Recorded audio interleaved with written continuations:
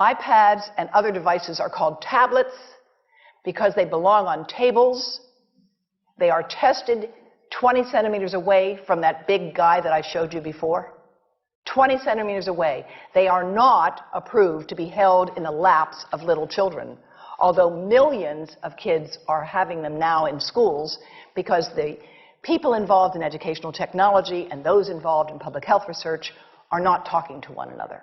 Because if they were, they would understand that you're giving children a two-way microwave radiating device, and if you must give them such a device for learning purposes, put it on airplane mode so that it's not sending and receiving signals as it does otherwise.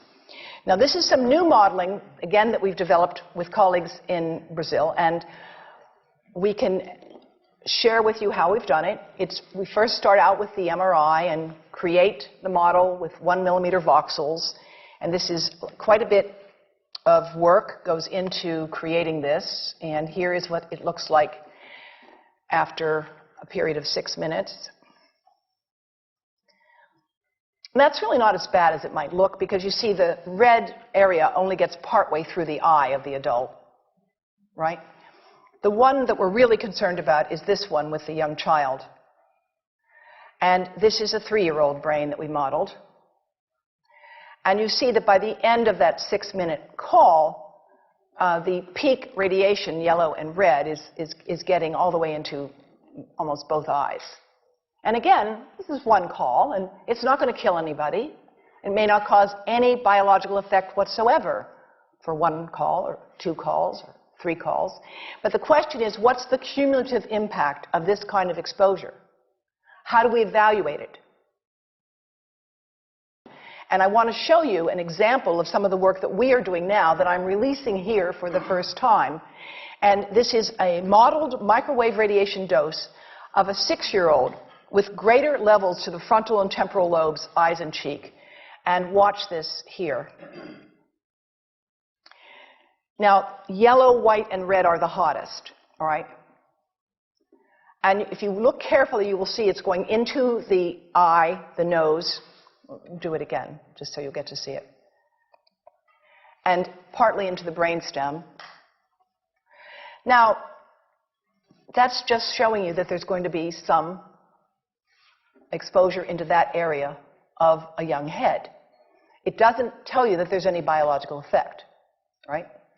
Now, the next slide is going to show you something that might be of interest to students and faculty here. And that has to do with exposure to the reproductive organs. We call them the gonads. I think you say the testicles, and bone marrow. And look here at the radiation as it gets into the groin area. And that's just from having a mobile phone modeled into the pocket. And this, again, is based on a normalized SAR with I think we had a dipole antenna. Now, the breast. The breast is mostly fat, contains a lot of fluid. Things that contain fat and fluid cook faster in the microwave oven. Now, a cell phone can't cook anything, all right? Mobile phones do not pop popcorn. That was a fraud. They don't make any heat that we know of, otherwise they wouldn't be permitted. But they do go through things that contain fat and fluid.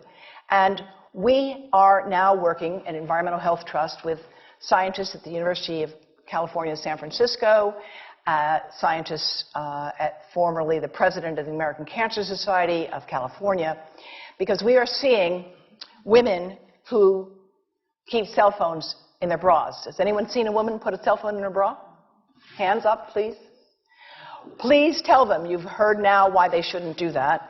And here I want to show you our first case report from 2009, and we now have many more. This was a Chinese-American woman who used her cell phone 4 hours a day in her bra for 10 years while she was driving. Now, and you drive with a phone on your body. The phone is smart. It's going to go from one tower to another, and it's going to say, here I am, where are you, here I am. And it's going to be going to max power each time it moves from one cell tower to another. And there it was right next to her chest. And the tumors that developed right under the antenna of the phone. unusual tumors. But in the meantime, people have a right to know how you can minimize exposure. And again, I think this information is available on our website, will be available on yours. Remember, if you have to give a phone to a child, put it on airplane mode. And think about this. That microwave oven, it works because there's a metal box around the microwave signal, and the signal pings all over the place. Next time you get into an elevator or a train for any length of time, put your phone on airplane mode. Otherwise, that signal is going all over the place, magnifying and coming back. Keep the mobile phone away from you when it's on and you are asleep. Now, it takes a village to do a lot of things. These are some of the people whose materials I've used today with their permission, and I can't read this list to you, but I want you to know that I feel really honored to be working with some of the most talented people in the world on this issue. And they have given me permission to share these materials with you. And I leave you with this thought from Albert Einstein. The world is not dangerous because of those who do harm, but because of those who look at it without doing anything. So, thank you.